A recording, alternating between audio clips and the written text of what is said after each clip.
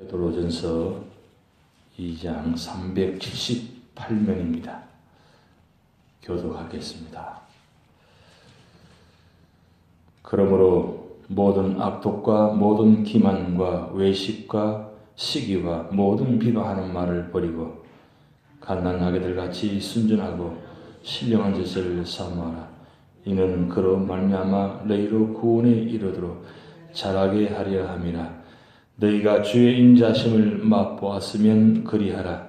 사람에게는 버림바가 되었으나 하나님께는 택하심을 입은 보배로운 산돌이신 예수께 나아가 너희도 산돌같이 신령한 집으로 세워지고 예수 그리스도를 말미암아 하나님이 기쁘게 받으실 신령한 제사를 드릴 거룩한 제사장이 될지니라. 성경에 기록되었으되 보라, 내가 택한 보배로운 모퉁이 돌을 시온에 두노니 그를 믿는 자는 부끄러움을 당하지 아니라 하였으니, 그러므로 믿는 자에게는 보배이나 믿지 아니하는 자에게는 건축자들이 버린 그 돌이 모퉁이의 머릿돌이 되고 또한 부딪히는 돌과 걸려 넘어지게 하는 바위가 되었다 하였느니라. 그들이 말씀을 순종하지 아니함으로 넘어지나니 이는 그들을 이렇게 정하신 것이라. 그러나 너희는 택하신 족속이요 왕같은 제사장들이요 거룩한 나라요 그의 소유가 된 백성이니 이는 너희를 어려운 데서 불러내어 그의 귀한 빛에 들어가게 하신 이의 아름다운 덕을 선포하게 하려 하심이라. 너희가 전에는 백성이 아니더니 이제는 하나님의 백성이요 전에는 긍휼을 얻지 못하였더니 이제는 긍휼을 얻은 자니라. 사랑하는 자들아, 거루민과 나그네 같은 너희를 권하노니 영혼을 거슬러 싸우는 육체의 정욕을 제어하라. 너희가 이방인 중에서 행실을 선하게 가져 너희를 악행한다고 비방하는 자들로 하여금 너희 선한 일을 보고 오시는 날에 하나님께 영광을 돌리게 하려 함이라. 인간의 모든 제도를 주를 위하여 순종하되 혹은 위에 있는 왕이나 혹은 그가 악행하는 자를 징벌하고 선행하는 자를 보상하기 위하여 보는 총독에게 하라. 곧 선행으로 어리석은 사람들의 무식한 말을 막으시는 것이라. 너희는 자유가 있으나 그 자유로 악을 가리는 데 쓰지 말고 오직 하나님의 종과 같이 하라. 무사람을 공경하며 형제를 사랑하며 하나님을 두려워하며 왕을 존대하라. 사원들아, 범사에 두려워함으로 주인들에게 순종하되 선하고 관용하는 자들에게만 아니라 또한 까다로운 자들에게도 그리하라. 부당하게 고난을 받아도 하나님을 생각함으로 슬픔을 참으면 이는 아름다우나 죄가 있어 멸을 맞고 참으면 무슨 칭찬이 있으리요. 그러나 선을 행함으로 고난을 받고 참으면 이는 하나님 앞에 아름다우니라. 이를 위하여 너희가 부르심을 받았으니 그리스도도 너희를 위하여 고난을 받아사 너희에게 본을 끼쳐 그 자체를 따라오게 하려 하시느니라. 그는 죄를 범하지 아니하시고 그 입에 거짓도 없으시며 욕을 당하시되 맞대어 욕하지 아니하시고 고난을 당하시되 위협하지 아니하시고 오직 공의로 심판하시는 이에게 부탁하시며 진이 나무에 달려 그 몸으로 우리 죄를 담당하셨으니 이는 우리로 죄에 대하여 죽고 의에 대하여 살게 하라심이라. 그가 채찍에 맞음으로 너희는 나무를 얻었으니 함께 읽겠습니다. 너희가 전에는 양과 같이 길을 잃었더니 이제는 너희 영혼의 목자가 감독 되신 이에게 돌아왔느니라. 아멘. 길이 미끄러운 가운데 오셔서 감사합니다. 어제 밤새도록 꿈에 시달렸어요. 비가 미끄럽지 않아야 되는데. 그래서 원래 평소에는 이 할렐루야 하면서 일어나는데 일어났어요. 그런데 오늘 아침에 날씨가 참 따뜻한 것 같아요. 30도 날씨는 굉장히 추운 날씨인데 참 사람 습관이 참 무서운 것 같아요. 한 19도, 18도 있다가 30도 되니까 얼마나 따뜻한지 참 그것도 하나님의 은혜다 생각이 듭니다. 따뜻하니까 길이 미끄러도 많이 좀 녹아있는 것 같아요. 하나님께서 새벽기도 나올 수 있도록 그런 은혜 주시는데 하여튼 나오셔서 감사드립니다. 하나님께서 얼마나 기뻐하시겠어요. 보시면서 저렇게 힘든 가운데도 저렇게 참 기도의 자리 지키려고 참 감사하다, 고맙다 이런 마음 드는 것 같아요. 저도 마음이 좀 그렇으면 너무 감사드립니다. 오늘 베드로전서 2장의 말씀은 그리스도인들이 고난과 역경과 어떤 아픔 가운데 어떻게 신앙생활을 해야 되는가 그 세 가지 모습을 기록해 놓았습니다. 특별히 오늘 베드로전서 2장의 말씀 그 유명한 9절 말씀 그리스도인의 특별한 신분에 대해서 기록한 말씀입니다. 이 말씀 볼 때마다 베드로 사도에게 어떤 이런 은혜를 주셨는지, 어떻게 이런 믿음의 식을 가졌는지, 어떻게 이런 은혜를 바라보게 되는지 참 놀랍습니다. 왜냐하면 성경에 많은 부분들이 하나님께서 기자를 세워가지고 기록하게 만드셨지만 이 베드로에게 어떻게 이런 특별한 2장 9절 말씀을 보여주시는지 참 놀라워요. 말씀을 볼 때마다 외울 때마다 묵상할 때마다 하나님께서 베드로 사도에게 이런 특별한 은혜의 말씀을 주셨구나. 왜 그런 말씀을 주셨는가 생각해 보니까 베드로 사도가 요한복음 21장에 보면 그 예수님께 3번이나 부인하며 참 부인했던 그런 배반자의 모습에서 21장에서 예수님께서 그에게 네가 나를 사랑하느냐 이 사랑에 3번 질문하면서 베드로 사도를 완전히 회복시켜 주시고 그리고 그를 통해서 사도로서 수제자이면서 수사도로서 그 복음을 전하면서 그 복음을 전하는 가운데 하나님 은혜를 기억하게 하시고 하나님의 사랑을 기억하게 하시고 그래서 하나님은 그에게 이런 놀라운 비전의 말씀을 보여주시다는 겁니다. 이 그리스도인의 특별한 신분 4가지인데 첫째는 택하신 족속이요. 이 족속이란 말은 구약 성경에 창세기 12장부터 50장까지는 4명의 족장 이야기가 나옵니다. 이 4명의 족장 이야기는 한 족속이라는 말입니다. 한 명의 족장이 있으면 그 족장을 통해서 한 족속을 전체를 이야기하는 모습입니다. 시작이 족속으로 시작합니다. 창세기부터 시작한 뜻입니다. 창세기에 나타난 그 족장 이야기를 이 베드로 사도를 통해서 족속이라는 말을 보여주십니다. 그리고 두 번째는 왕 같은 제사장이라는 말은 이 구약 시대에 기름 부음 받은 자, 왕과 제사장과 선지자입니다. 이 세 부분의 기름 부음 받은 왕의 모습, 그리고 제사장의 모습, 선지자의 모습을 기름 부어서 세워주셨다는 이 뜻은 하나님께서 메시아와 같은 그런 모습이거든요.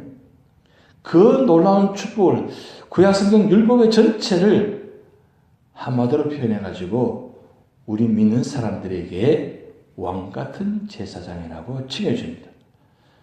이것은 사실은 구약시대 때 왕은 왕이고 제사장은 제사장이고 선지자는 선지자입니다. 이 세 역할을 동시에 할 수 있는 분은 없습니다. 각기 역할을 다르게 있습니다. 요즘 국가가 통치하려면 입법, 사법, 행정 이렇게 세 부분을 나눠가지고 서로 영역을 침범하지 못하게 합니다. 왜냐하면 상권 분립이 되어 있기 때문에 이것이 무너지면 국가 자체가 무너져요. 구약시대 마찬가지입니다. 왕과 제사장과 선지자를 나누어서 이것도 누구도 영역을 침범하지 못하게 합니다. 왜냐하면 하나님께서 그게 그렇게 통치의 모습이기 때문입니다. 그런데 어떻게 했습니까? 이것을 영역을 침범하는 사람을 하나님은 피하셨어요. 대표적인 사람이 사울입니다. 사울이 왕인데 이 왕의 역할만 해야 되는데 그 역할을 제사장까지 역할을 하려고 하다가 하나님은 순종이 제사보다 낫다는 그 유명한 말씀을 선포하게 하셔서 사울을 피하게 만드셨어요. 그 정도로 삼권 분립이 되어 있는 구약의 특별한 모습입니다. 그런데 이 왕과 제사장과 선지자의 역할을 이렇게 한 분만 할 수 있는 분이 누구냐? 바로 예수 그리스도이십니다. 예수 그리스도만이 왕과 제사장과 선지자 역할을 할 수 있는 자격과 특별한 지위를 갖고 계신 분입니다. 그런 칭호를, 신분을 주신, 예수님께만 주신 칭호, 신분을 하나님 베드로를 통해서 오늘 우리가 믿음으로 구원받은 모든 사람이 이와 같은 축복을 주시다는 거예요. 이 어마어마한 축복입니다. 구약 전체를 한마디로 표현해 놓은 것입니다. 정리한 것이에요. 그래서 왕 같은 제사장이라고 칭호를 하고, 그 다음 왕으로서 제사장으로 선지자를 세운 이유가 뭐냐면 나라를 세우기 위해서 하나님을 만들어 가십니다. 족속을 통해서 시작하게 하시고, 그 다음 왕과 제사장 선지자를 세워가지고 한 나라를 만들어 가시는데, 그 나라가 무슨 나라냐? 거룩한 나라라는 거예요. 하나님께서 이스라엘 백성들을 출애굽해가지고 40년 동안 광야 생활에서 다듬고 다듬어가지고 가나안 땅에 들어가게 하시는데, 가나안 땅에 왜 들어가게 하시느냐?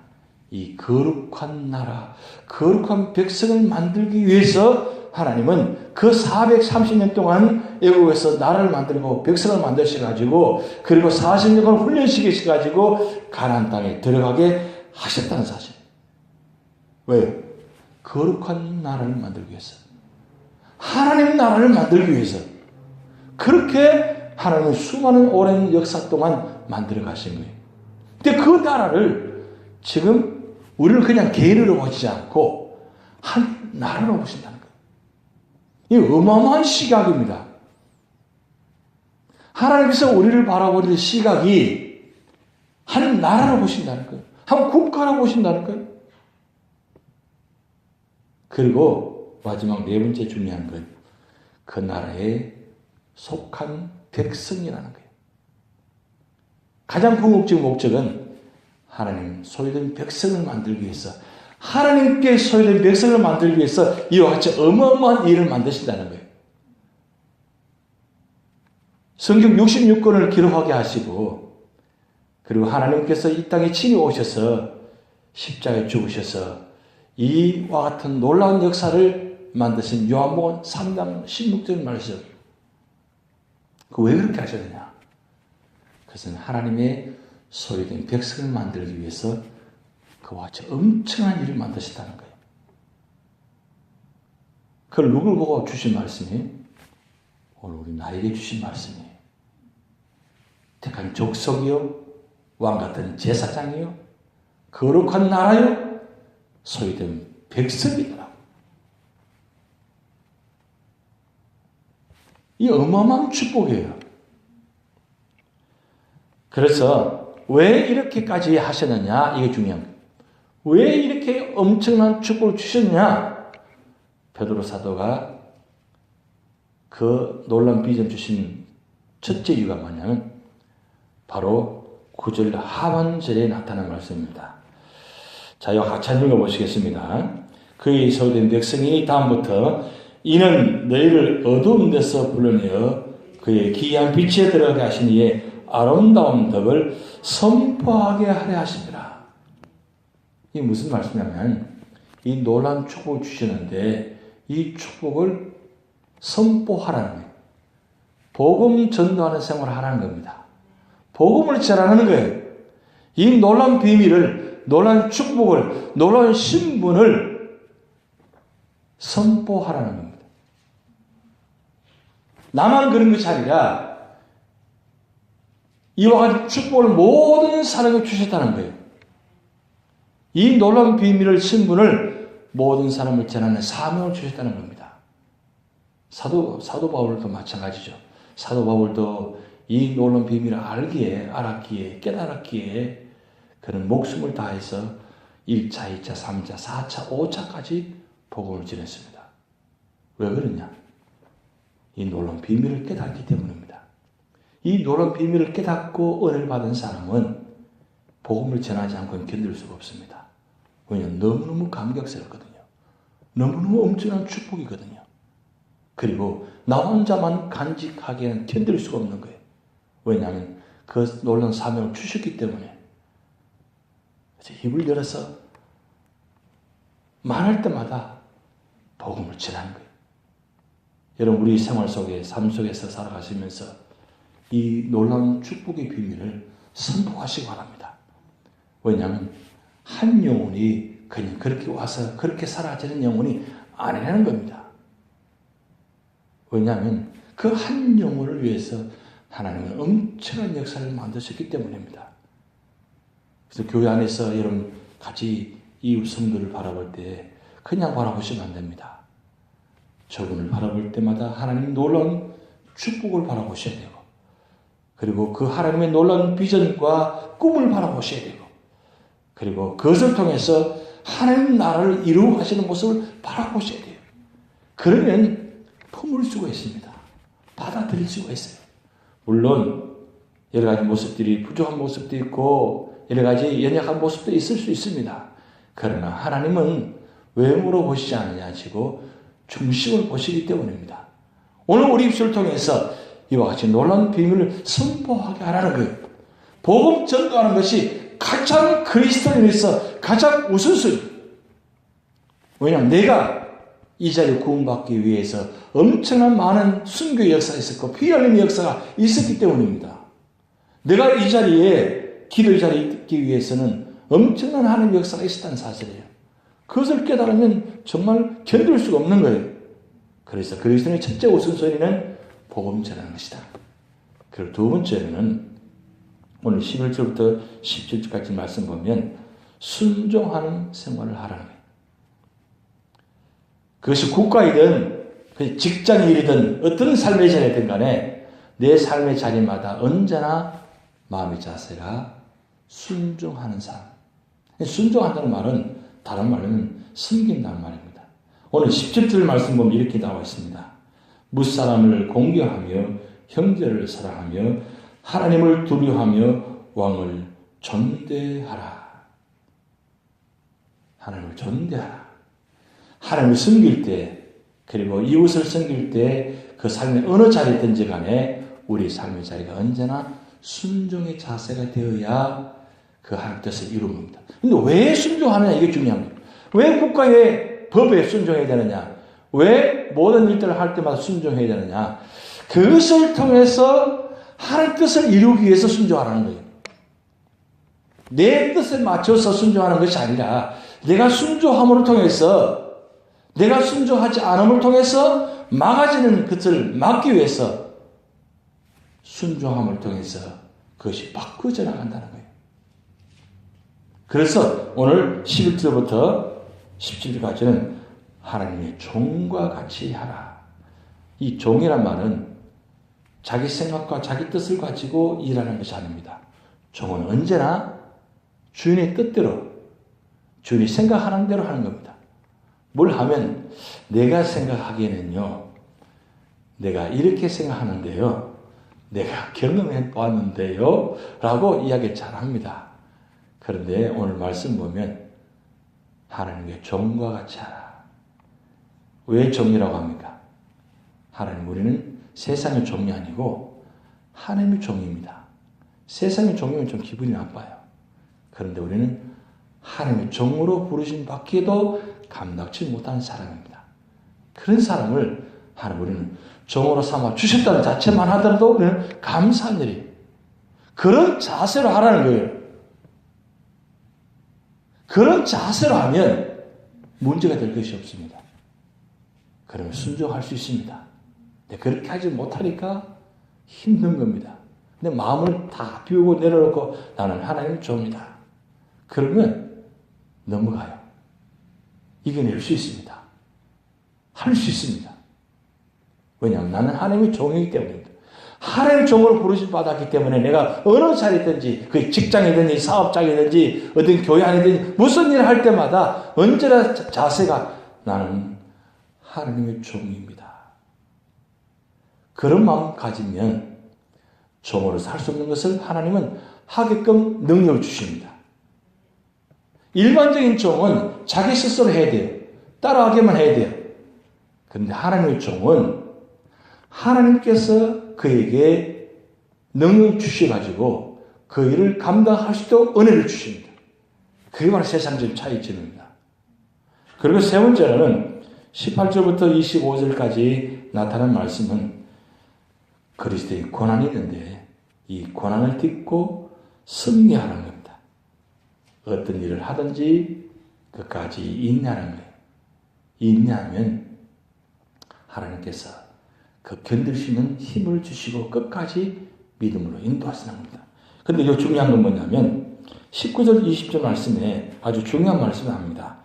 부당하게 고난을 받아도 하나님을 생각함으로 슬픔을 참으면 이는 아름다우나 20절 말씀 같이 읽습니다. 죄가 있어 매를 맞고 참으면 무슨 칭찬이 있으리요? 그러나 선을 행함으로 고난을 받고 참으면 이는 하나님 앞에 아름다우니라. 이게 중요한 말씀. 고난 가운데 있는데 죄를 짓지 말라는 거예요. 죄 때문에 고난을 당하면 그냥 참아도 유익이 없다는 겁니다. 그러나 고난 가운데 죄를 짓지 않고 끝까지 인내하고 말씀을 순종하면 그것이 아름답게 열매가 맺힌다는 겁니다. 참긴 참는데 인내하는데 죄를 짓지 말라는 거예요. 할 수만 있으면 믿음 자리에 지키라는 겁니다. 왜냐하면 그게 믿음의 사람의 도리이기 때문입니다. 무슨 일을 하다 보면 좀 힘이 듭니다. 힘이 들다 보니까 나 자신도 모르게 말하는 것이나 행동하는 모습들이 때로는 아름답지 못한 모습들이 나올 수가 있어요.